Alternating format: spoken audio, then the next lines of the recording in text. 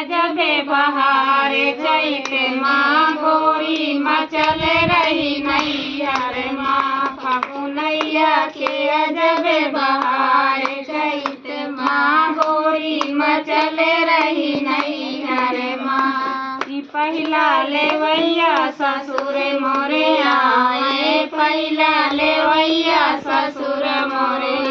ससुरा के संगे नहीं जाऊं चैत माँ गोरी मचल रही नैहर माँ फगुनैया के अजबे बहार चैत माँ गोरी मचल रही नैहर माँ दूसरा लेवैया जेठ मोरे आवे दूसरा लेवैया जेठ मोरे आवे जेठा के संग नहीं जाऊं चैत माँ गोरी मचल रही नैहर माँ फगुनैया के अजबे बहार चैत माँ गोरी मचल रही नैहर माँ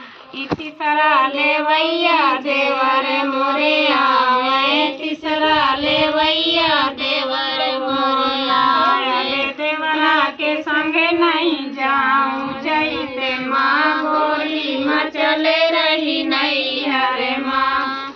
फगुनैया के अजबे बहार चैत माँ गोरी मचल रही नैहर माँ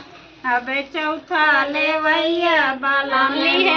आवे चौथा लेवैया बलम मोरे आवे अब बलमा के संगे चली जाऊं चैत माँ गोरी मचल रही नैहर माँ फगुनैया के अजबे